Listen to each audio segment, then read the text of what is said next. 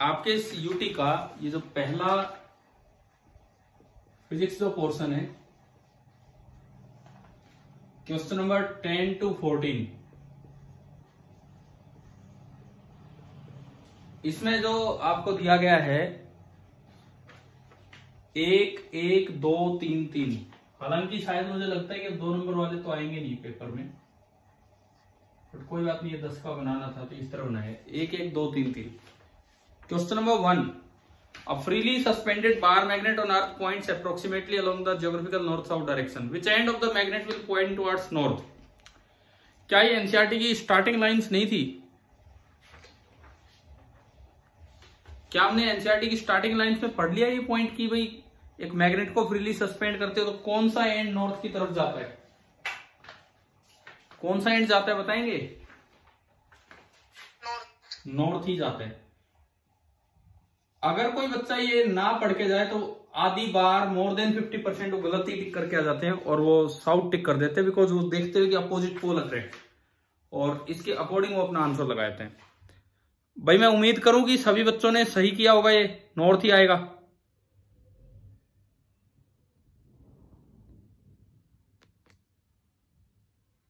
ठीक है, इसके बाद देखो क्वेश्चन नंबर 2, मतलब जो क्वेश्चन नंबर 11 है वो क्वेश्चन नंबर 11 देखिए ना, सॉरी 10th में बी पार्ट एक और है। A current through horizontal power line flows from west to east direction. एक एनसीईआरटी में भी था ऐसा क्वेश्चन, पता नहीं ईस्ट टू वेस्ट था कि वेस्ट टू ईस्ट, लेकिन इसमें वेस्ट टू ईस्ट है। What is the direction of the magnetic field at a point directly above it? Directly इसके ऊपर है, कैसे देखना होता था? राइट हैंड थंब रूल पढ़ा था हमने, राइट हैंड थंब रूल, जिधर करंट जा रहा है वेस्ट टू ईस्ट उसकी डायरेक्शन में अंगूठा कीजिए और उंगलियों को यूं कर्व कीजिए तो ये फील्ड लाइंस बनेंगी। तो at a point directly above it वो पीछे की तरफ बन रहा है, पीछे कौन सी डायरेक्शन होती है? साउथ। आ रहा है ना समझ? भाई सही करके आया हो कि नहीं बताओ? ये दूसरा जो बी पार्ट था ये ठीक है। क्वेश्चन नंबर 11, ये एक एक्टिविटी आ गई है, मे भी आपकी एनसीईआरटी से हो। Two coil C1 and C2 are wrapped around a non conducting, पहले के तो ये दो आंसर आ गए। क्वेश्चन नंबर 11 देखिए, टू कॉइल C1,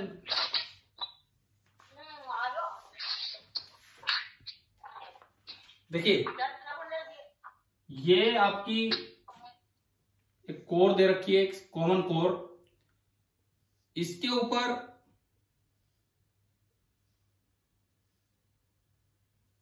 ये इस तरह का पार्ट है और साइड में एक और कॉइल दी गई है इसी तरह से, और यहां पे गैल्वेनोमीटर अटैच है। ये C2 है, ये C1 है, और यहां ये की है। On pressing the key current starts flowing in the coil C1. State your observation in the galvanometer. State your observation in the galvanometer. कब? देखो इसको ऑन कर रखा था, करंट फ्लो कर रहा था, ठीक है, लेकिन जैसे ही आप इसको ऑफ करेंगे, ए पार्ट, इसको ऑफ करते ही क्या होगा बताओ? उसमें डिफ्लेक्शन होगा कि नहीं होगा? जैसे ही आप इसको ऑफ करेंगे होगा परमानेंट डिफ्लेक्शन होगा या मोमेंट्री डिफ्लेक्शन होगा? मोमेंट्री। हाँ, तो इसमें लिख के आए हो ऐसा कि भाई momentary deflection is observed? Yes sir. ठीक है। दूसरी बात फिर पूछा है, name the phenomena responsible for this observation. क्यों हुआ है? कौन सा फिनोमेना? नाम क्या है इस फिनोमेना का? EMI। पूरा लिखा है ना, इलेक्ट्रोमैग्नेटिक इंडक्शन। देखो खाली EMI का कोई मतलब नहीं है यार। EMI पेपर में अगर एक फिनोमेना ही पूछा है तो नाम तो हमें पूरा लिखना चाहिए। ऐसे बच्चे हैं तो खाली EMI लिख के आ रहे हैं अपने आंसर में। चलो ठीक है ना, तो ऐसा नहीं होना चाहिए, ऐसा बिल्कुल नहीं होना चाहिए। जो केवल फिनोमेना का नाम पूछा है तो उसमें भी आप पूरा नहीं लिख के आ रहे हो। EMI की तो पता नहीं क्या क्या फुल फॉर्म बनती होंगी। अच्छा इसके बाद सुने, ये आपका क्वेश्चन नंबर 11 हो गया। रिपीट करना। कौन सा रिपीट करूं? First part? उसमें ये है कि ये ऑन है, तो जैसे आप इसको ऑफ करेंगे तो इस गैल्वेनोमीटर में क्या होगा, तो आपको बोलना था एक मोमेंट्री डिफ्लेक्शन ऑब्जर्व होगा। गैल्वेनोमीटर में क्या होगा, आपको ये बोलना है कि एक मोमेंट्री डिफ्लेक्शन ऑब्जर्व होगा गैल्वेनोमीटर में। बस जब तक फ्लक्स चेंज होगा तब तक, करंट जीरो होने के बाद वो रुक जाएगा। ठीक है, क्वेश्चन नंबर 12 देखो, draw sketch of the pattern of field lines due to current flowing through a straight conductor. एक स्ट्रेट कंडक्टर है, उसकी फील्ड लाइन कंसेंट्रिक सर्कल बनाने थे, आपको ड्रॉ करना था, लिख भी देते इसके साथ, क्योंकि कई बार हम जो दिखाते हैं वो दिख भी नहीं रहा होता है। ये दिखाना था और यहां लिखने थे कि कंसेंट्रिक सर्कल्स, ये फील्ड लाइंस है। देखो आप अगर नहीं लिख के आ रहे तो मैं बता क्या रहा हूं आपको, जैसे ये छोटी छोटी कमियां हैं जो हम बोर्ड एग्जाम में छोड़ देते हैं। जैसे इलेक्ट्रोमैग्नेटिक इंडक्शन को EMI लिख दिया, बोर्ड में ये गलतियां नहीं करनी है। इतना सा तो लिमिटेड लिखना होता है, कम से कम वो तो हम ढंग से लिखे ना। ठीक है, ऐसे ही यहाँ पे आप डायग्राम बनाए, किसको पता है आपने सर्कल बनाया है कि क्या बनाया है क्या नहीं बनाया है, तो एटलीस्ट आपको बताना आना चाहिए कि भाई कहां पे क्या है क्या नहीं है। तो ये कंसेंट्रिक सर्कल्स हैं। अच्छा, उसके बाद state the rule used to determine the direction of magnetic field produced around a straight conductor carrying current. कौन सा रूल है जिससे ये फील्ड लाइंस ऐसे हम देखते हैं, क्या नाम दिया था इस रूल को? Right hand thumb rule. हाँ, राइट हैंड थंब रूल। ये फ्लेमिंग का कोई रूल नहीं है, आपको ध्यान आ गया था, ये फ्लेमिंग का रूल नहीं है। फ्लेमिंग का रूल तो या तो फोर्स की डायरेक्शन निकालने के लिए होता है, या तो फोर्स की डायरेक्शन निकालने के लिए होता है फ्लेमिंग का रूल, या फिर आपको करंट इंड्यूस है उसकी डायरेक्शन निकालने के लिए होता है। ठीक है, ये नाम था इसका राइट हैंड थंब रूल। अच्छा, इसके बाद देखो, इसके बाद बोलो, इसमें कोई डाउट है 12th के बी में नाम देने में? सर इसके ए पार्ट में सर दोनों डायरेक्शन में दिखाना था या फिर एक ही होते हैं? दोनों का क्या मतलब है, क्या मतलब? यानी आप फोर डायरेक्शन में भी करंट और डाउन? ना ना ना, एक ही बहुत है, एक ही बहुत है, दो दो डायरेक्शन दिखाने की जरूरत नहीं थी। क्या है क्वेश्चन नंबर, ये आ गया समझ? 12th अब पूरा। ठीक है, 13। वैसे मुझे लगता है कल हमने एनसीईआरटी से रिवीजन किया, उसका ये बेनिफिट हुआ है यार, ये राइट हैंड थंब रूल और ये, नहीं तो पता नहीं, हो सकता है आप कोई और ही नाम लिख के आ जाते। क्या ये कल नहीं पढ़ा हमने वहां से कि ये फ्लेमिंग रूल से पहले था राइट हैंड थंब रूल नाम वहां पे एनसीईआरटी टेक्स्ट बुक में? ठीक है, 13 question number 13, name a rotating device which converts electrical energy to mechanical energy. आपकी बुक में जहां मोटर स्टार्ट होता है एमआरआई के नीचे लिखाई ये थी, स्टार्टिंग लाइन ये थी कि an electric motor is a rotating device that converts electrical to mechanical. तो शायद ना पढ़ते ही याद आ गया होगा, नाम क्या है इसका, electric motor. What is the principle and working of the device with the help of a लेवल डायग्राम। ये कैसी अंग्रेजी है? What is its principle and explain its working with the help of लेवल डायग्राम। करके आए हो यार ये? देखो मोस्ट एक्सपेक्टेड क्वेश्चन जो था 3 नंबर में ही आ रहा है, कल वो मोटर ही था, क्योंकि जनरेटर हट चुका था तो ये तो आना ही था, ये लगा के चलो। तो शायद आपने प्रैक्टिस कर ली होगी और ये ठीक ठाक तरीके से लिख के आए होंगे आप वहां पे, है ना? मैं चेक कर लूंगा आपसे। 14th क्या आ गया, इसमें 3 पार्ट है 3 नंबर में।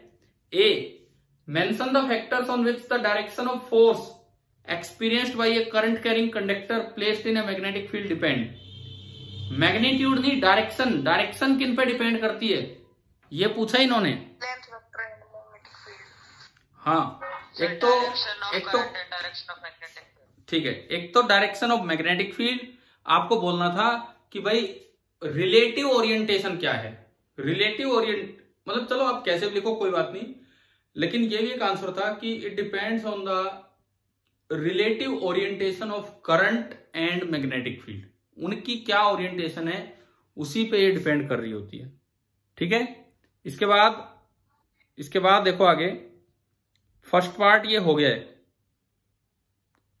Second part, under what condition is the force experienced by a current carrying conductor placed in a magnetic field maximum. किस वक्त ये मैक्सिमम फोर्स होता है? एक करंट कैरिंग वायर को रखा है मैग्नेटिक फील्ड में, तो फोर्स मैक्सिमम किस समय होता है? हाँ, जब करंट कैरिंग वायर और मैग्नेटिक फील्ड के बीच का एंगल आपका 90 डिग्री होगा तो आपका फोर्स मैक्सिमम होता है। पता था नहीं आपको? कल मैंने रिवीजन में तो खैर ये बात नहीं ली थी पिछले लेक्चर में, बट आपको पता था शायद ये F बराबर ILB साइन थीटा उससे। ठीक है, तीसरा, थर्ड सुने आप, थर्ड सुनिए, इसमें क्या है? अ प्रोटॉन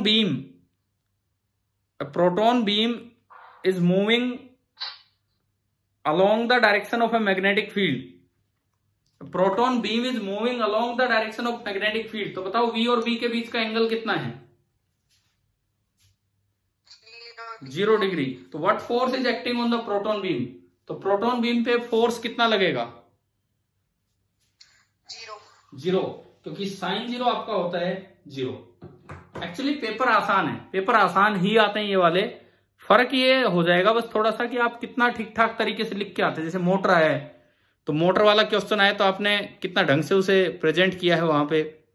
एक तो यूं ही बस फटाफट लिख के भेज दिया, या किस तरह से लिखा है, क्योंकि बोर्ड एग्जाम में आपको लिखना ही होगा ढंग से, और ये लिखना सीखो भाई।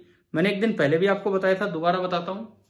आप चाहे IIT चले जाओ, चाहे डॉक्टर बन जाओ, कहीं ना कहीं जाके लास्ट में जैसे नॉर्मली 60 to 70% बच्चों का जो एम टारगेट रह जाता है वो IAS और सिविल सर्विसेज का रहता है। तो उनमें तो मेंस एग्जाम लिखने होते हैं मतलब आपको लिखना तो आना ही चाहिए, तभी जाके बात बनेगी, नहीं तो नहीं।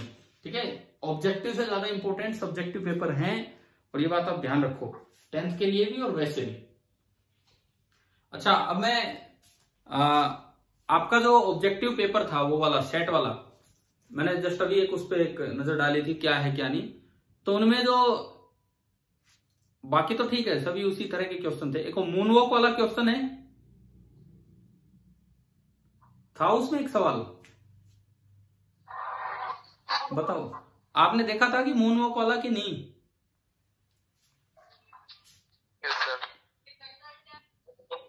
वो एक हिस्टोरिकल क्वेश्चन है, और मे बी मूनवॉक वर्ड वहां से ले लिया गया हो। डांस की एक फॉर्म है ना मूनवॉक, बोलते हैं ना डांस में ऐसा कुछ। हाँ भी बताओ कि डांस में एक स्टेप बोला जाता है मूनवॉक। ये उसमें हुआ क्या था जो अपोलो एस्ट्रोनॉट से उतरे, चाह के भी वो आराम से नहीं चल पा रहे थे, वो भाग रहे थे, वो कितना स्लोली स्टेप रख लो, वो भाग रहे थे। कारण क्या था इसका? उनकी आदत थी जमीन पे चलने की। अब जब हम जमीन पे चलते हैं तो हम इस तरह से कदम रखते हैं कि हम बस अपने वेट को बैलेंस कर रहे होते हैं, इतना नॉर्मल रिएक्शन हमारे ऊपर लगे। हम अपने वेट को बैलेंस कर रहे होते हैं, बस इतना नॉर्मल रिएक्शन लगे। लेकिन जब मून पे गए तो आपने तो उसी फोर्स से पांव रख दिया, लेकिन मून पे क्या वेट आपका इतना है जितना यहां था धरती पे? वेट तो कम है ना मून पे। कितना कम हो जाता है मून पे? वेट कितना हो जाता है अर्थ के मुकाबले? 1/6। हाँ, मतलब 1/6 हो जाता है। जो यहां रहता है उससे 1/6 हो जाता है। तो आप कदम रख रहे हैं उतने ही जोर से जितना धरती पे रख रहे थे, कदम तो उतने जोर से रख रहे हैं, और वेट आपका 1/6 है, और नॉर्मल रिएक्शन आपने लगा दिया mg के बराबर। वेट तो mg/6 हो गया, नॉर्मल रिएक्शन आप उसी हिसाब से लगा रहे हो अर्थ वाले mg के बराबर। तो आप पे फोर्स थोड़ा ज्यादा हो रहा है। और जब हम भागना स्टार्ट करते हैं अक्सर रोड पे, तो हमारा तरीका यही होता है कि हम जो फोर्स लगाते हैं धरती पे mg से ज्यादा लगाते हैं, तभी हम भागते रहते हैं। तो वहां पे अपने आप वो भागना स्टार्ट कर देते हैं। तो वो ऐसा नजर आता है जैसे ये चलना भी नहीं चाह रहे हैं लेकिन भाग रहे हैं, मतलब ये रुकना चाह रहे हैं लेकिन रुक नहीं पा रहे हैं। और इसी स्टेप को शायद जहां तक मुझे लगता है मूनवॉक नाम दिया गया हो। मे भी उस डांस स्टेप का और भी कोई रीजन हो सकता है, लेकिन इससे भी उसको रिलेट किया जा सकता है। ठीक है, एक अच्छा सवाल था, एक हिस्टोरिकल इंफॉर्मेशन थी आपके लिए उस सवाल में, तो वो बात आप याद रखना। क्लियर है?